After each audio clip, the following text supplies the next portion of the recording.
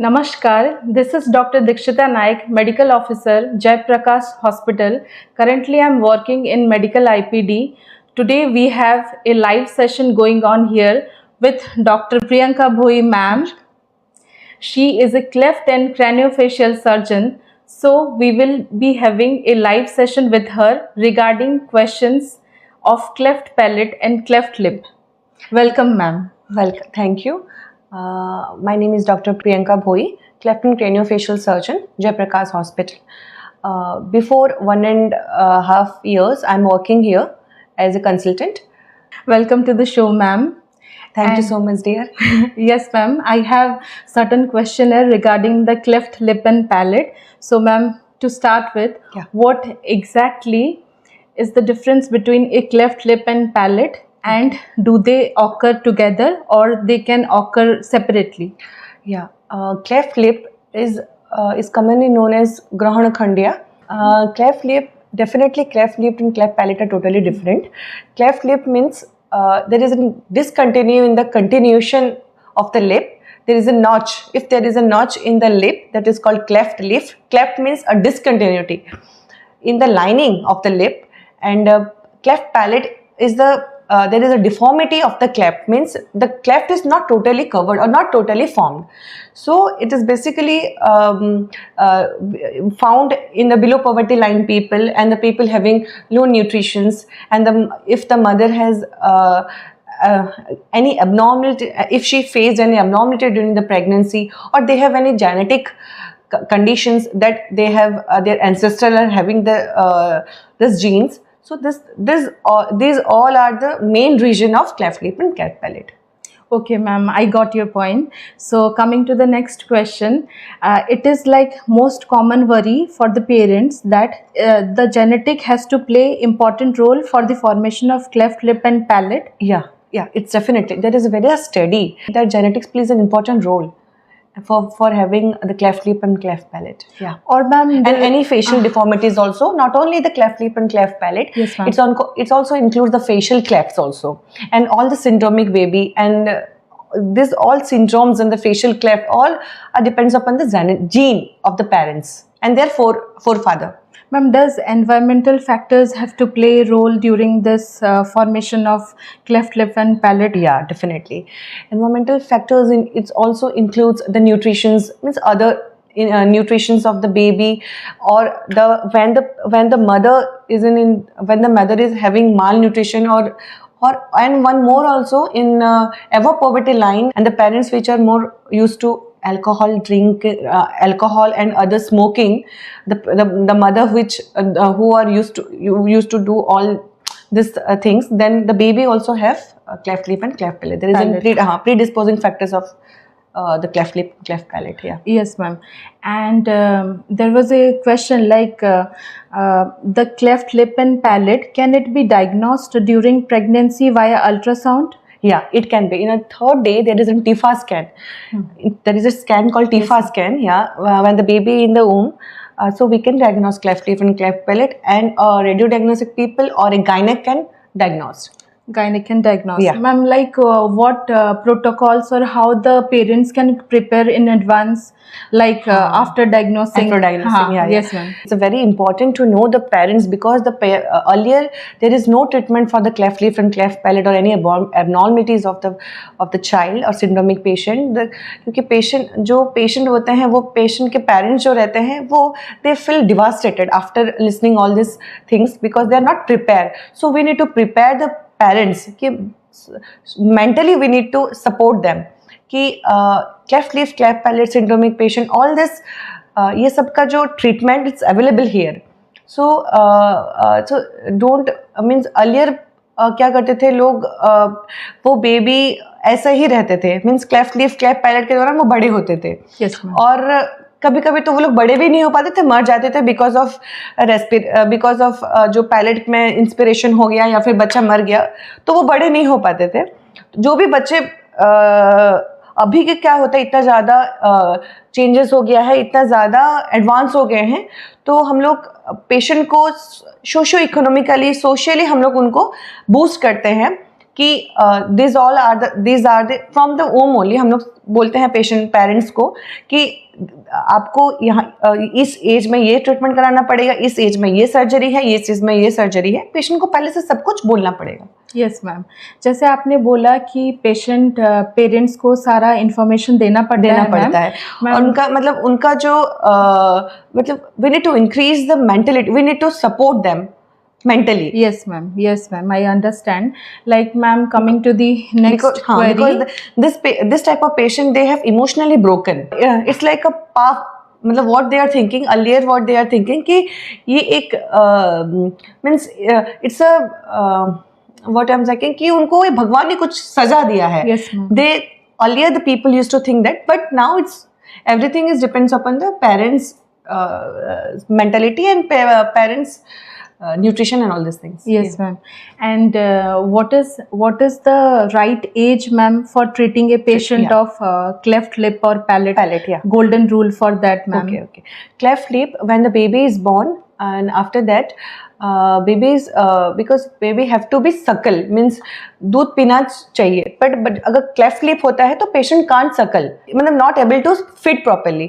So हम क्या करते हैं कि एक एक्रेलिक का एक प्लेट बनाते हैं जो कि हम जो ये लिप को बंद करेगा और बेबी आराम से सक कर पाएगा, हाँ वो करते हैं। और सर्जरी बेसिकली होता है 4 मंथ्स में क्लेफ्ट लिप के, बट 4 मंथ से पहले जब बेबी बॉर्न होता है हम जो काउंसिल किए रहते हैं पेशेंट को कि आपका 4 मंथ में सर्जरी होगा, उससे पहले जो पीरियड है 1 मंथ टू जो बेबी बॉर्न हुआ जो जिस डेट पे अप टू 1 मंथ ये अप टू 4 मंथ्स, हम वो पीरियड में एक एक्रेलिक प्लेट देते हैं, फीडिंग प्लेट देते हैं जिससे कि बेबी फिट कर पाएगा।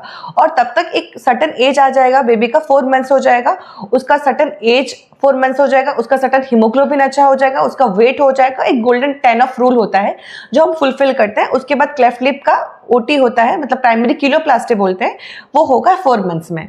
और क्लेफ्ट पैलेट का हम लोग 1 ईयर में करते हैं, क्योंकि जो क्लेफ्ट पैलेट का जो मसल है वो बेसिकली अच्छे से ग्रो करेगा आफ्टर 1 ईयर, तो हम लोग क्लेफ्ट पैलेट का सर्जरी 1 ईयर में करते हैं।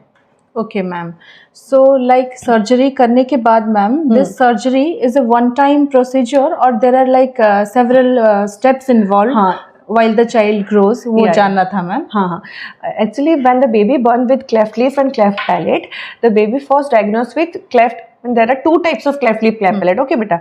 first cleft unilateral cleft lip, bilateral cleft lip, अगर एक तरफ का हुआ होगा तो unilateral, एक साइड, both the side होगा तो bilateral। so bilateral is more dangerous, means दोनों तरफ होगा, और उसके साथ वो क्लेफ्ट पैलेट भी इन्वॉल्व होता है बेसिकली में। तो क्या होगा कि जब baby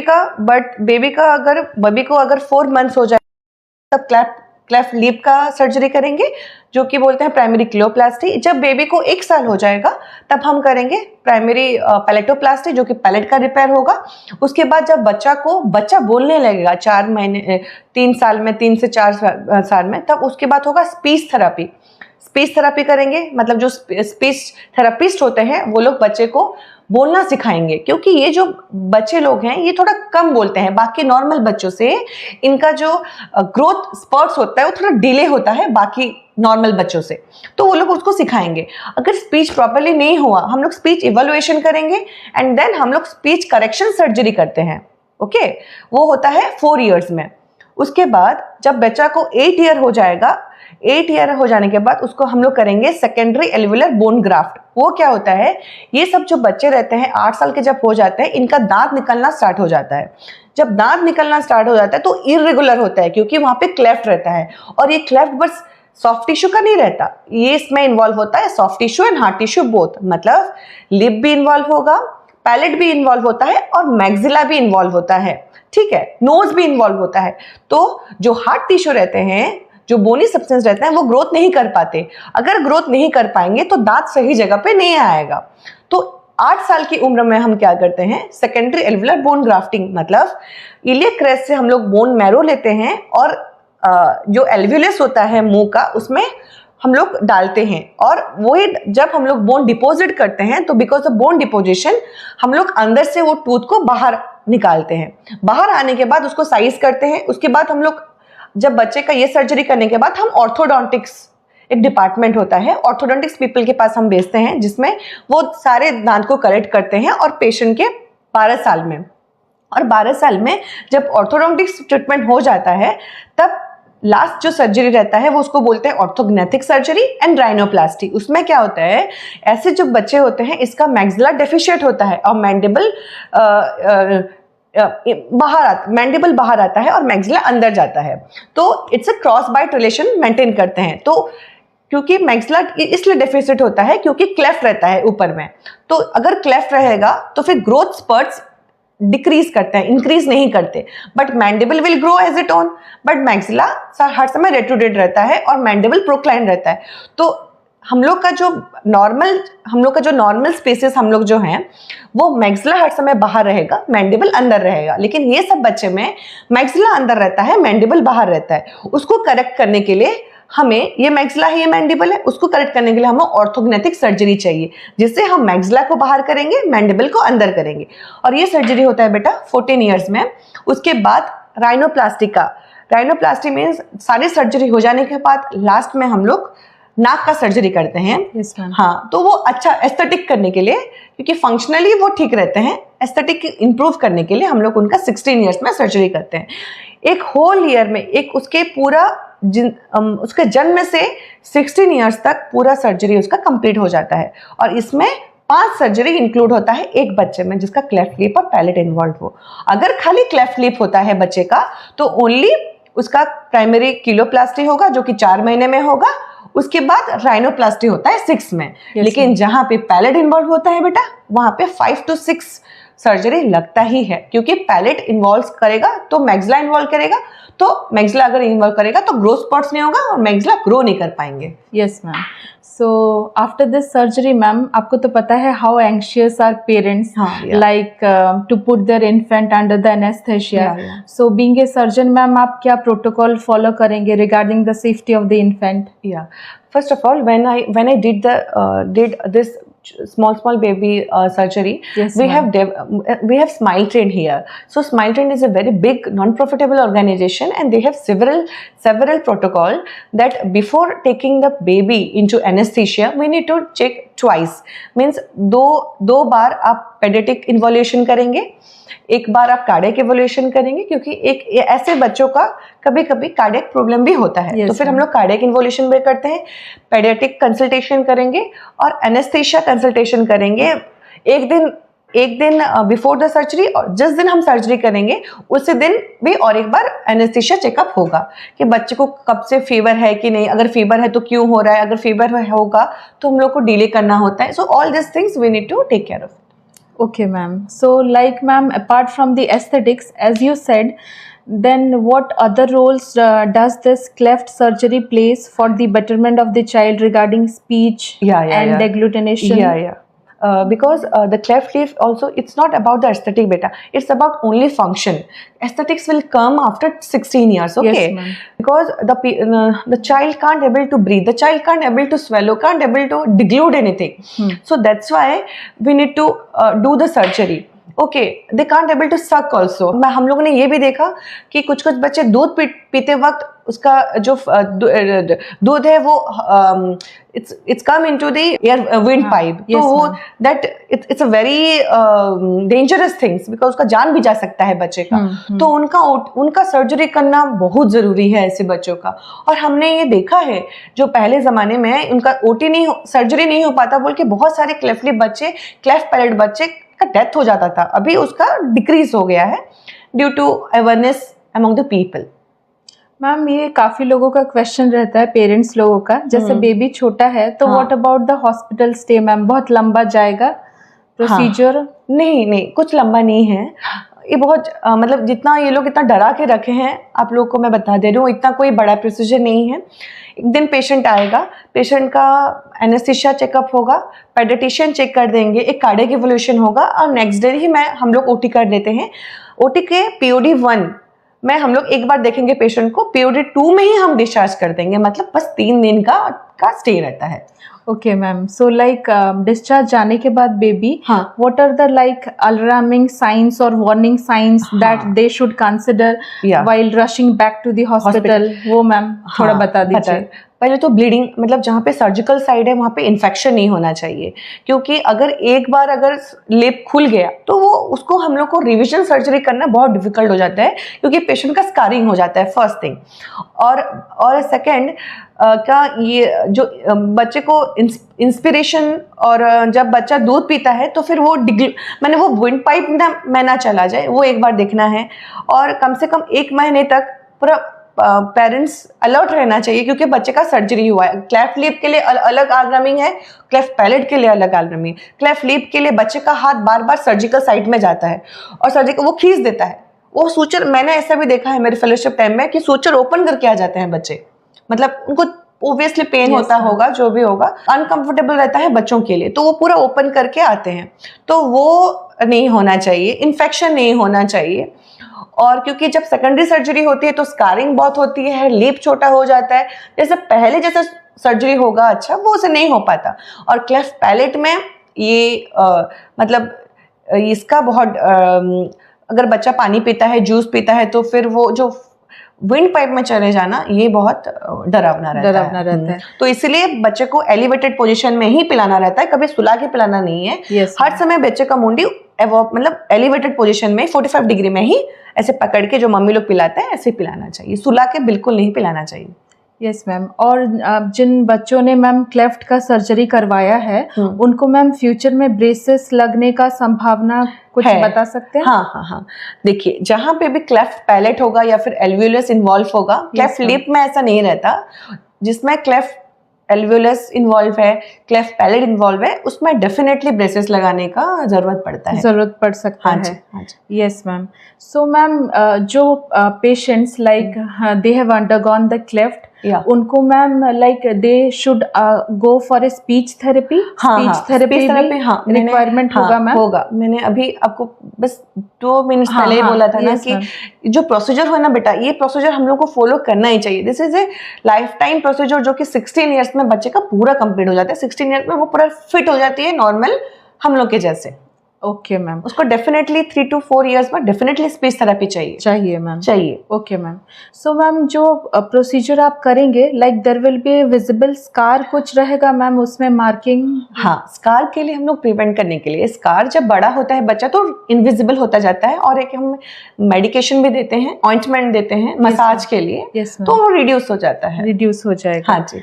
yes ma'am. And after like scarring difficulty वो तो रिड्यूस हो जाएगा, उसके बाद ma'am apart from you who plays another important role for the treatment of the child? Like everybody, first the cleft lip is a multidisciplinary approach. If a baby is come to us, then it's a multidisciplinary approach. Yes ma'am.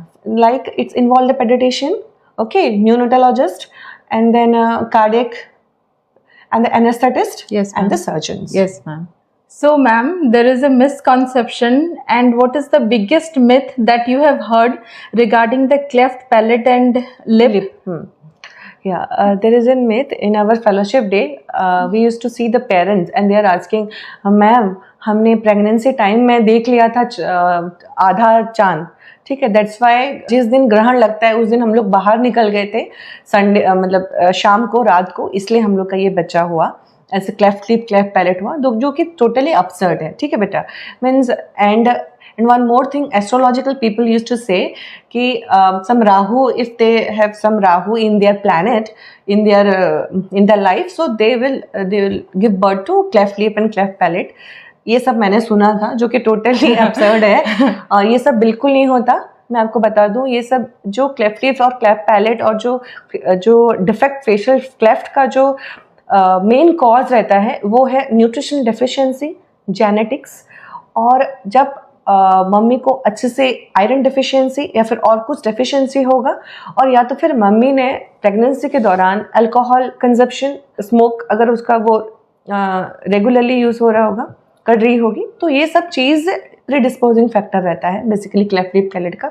कभी भी कोई भी हम जो अभी तक proven नहीं हुआ है कि कोई ग्रहण खंडिया की वजह, ये कोई ग्रहण लगने की वजह से, सोलर एक्लिप्स, ये लूनर एक्लिप्स की वजह से क्लेफ्ट हुआ हो, प्रूफ नहीं हुआ है। बट बोलते हैं लोग, एस्ट्रोलॉजिकल कुछ थ्योरी भी है, वो लोग भी बोलते हैं, बट एज ए सर्जन अभी तक तो मैंने ऐसा कुछ नहीं फाइंड आउट किया। और मैम क्या ये बच्चे जिनका कि क्लेफ्ट लिप और पैलेट सर्जरी हो चुका है, उन लोग ऐसे normal life like they can lead a normal life after stages में मैम? हाँ, या दे कैन बट उन लोग को पूरा 16 ईयर्स तक पूरा सर्जरी करवानी पड़ेगी। जो मैंने अभी बोला था कि बहुत सारा सर्जरी लगेगी उनको, वो अगर सारा सर्जरी एक ही सेंटर में अगर हो पाएगा, जैसे हम लोग के यहाँ पे है, हम लोग एक न्यूट्रिशन भी हमारे पास है, स्पीच थेरेपिस्ट भी हम लोग लेके आ रहे हैं, तो हमारे पास सब कुछ मतलब everything we are try to orthodontics पे हमारे पास, तो सारे लोग हमारे यहाँ पे मौजूद हैं। तो अगर कोई आता है तो फिर हम उसको 16 ईयर्स तक मतलब पूरा होल उसका करके ही हम उनको छोड़ेंगे। जैसे कि आप लोग डॉक्टर प्रियंका मैम को लाइव देख रहे हैं, so ma'am what message would you give to the parents like who are expecting a baby and they are guilty enough that their baby, उनका बेबी को क्लेफ्ट लिप और पैलेट है, तो ma'am आप क्या मैसेज देना चाहेंगे? हाँ, बिल्कुल भी टेंशन मत होइए, क्लेफ्ट लिप और पैलेट नॉर्मल जो बच्चा होता है वैसा सेम है। और पहले ये बहुत लोग अबॉर्ट करा देते थे, प्लीज़ मत कीजिएगा, क्योंकि हम हैं उनके लिए, आप लोगों के लिए, आप लोगों का मेंटल स्टेबिलिटी को इंक्रीज़ करने के लिए, और आप लोगों के लिए ही हम सर्जन बने हैं। तो आप आइए हमारे हॉस्पिटल, एक बार बात कीजिए, एक बार हम काउंसिल करेंगे आपको कि बच्चे के जन्म होने के बाद क्या क्या आपको प्रिकॉशंस, क्या क्या आपको करना चाहिए। तो आप टेंशन मत लीजिए, हम आपके साथ हैं। एंड मैम ऐसे बहुत कोई एडल्ट्स एंड टीनेजर्स होते हैं जिन्होंने कि अपना treatment they have not received बचपन में, and they are also unhappy for their scars. So ma'am अगर उनके लिए ये बहुत लेट हो चुका है to do a revision surgery और क्लेफ्ट सर्जरी, उसके बारे में मैम क्या बोलना चाहेंगे? नहीं, लेट तो नहीं हुआ है। हाँ, स्पीच अगर क्लेफ्ट पैलेट होगा पेशेंट को, वो डिले हो गया है, वो डिले हो जाएगा, क्योंकि cleft palate related to the speech, उनका स्पीच अभी तक नेजल फोनेसन साउंड आता है, तो वो लोग, उनका फोनेटिक्स बहुत डिफरेंट रहता है हम लोगों से, क्योंकि एयर पास करता है, because there is no closure of the palate. तो उनका थोड़ा डिफिकल्ट रहता है, जिसका बस क्लेफ्ट पैलेट होता है, और स्पीच में उनका डिफिकल्ट होता है। और अभी भी अगर हम लोग सर्जरी कर देंगे ना, तो we will improve little bit the speech, but not like others, not like ours. अगर वो बच्चा 1 साल में अगर ट्रीट कर लेते, तो 1 साल का बच्चा ट्रीटमेंट और 20 साल के बच्चे का ट्रीटमेंट में डिफरेंस होता है in a cleft palate. But cleft lip में अगर हम अभी भी सर्जरी लोग करवाते हैं, मतलब एज 20, 25, 40 ईयर्स की भी मैंने देखा है, हम लोग किए हैं, primary repair of lip, primary cheiloplasty किए हैं। So thank you ma'am. Thank you a lot. Thank you a lot, Dikshita. Thank you ma'am. This was Dr. Priyanka ma'am, and she is spreading millions of smiles and solving all the questions of the cleft lip and palate. Thank you so much. Thank you. Namaskar.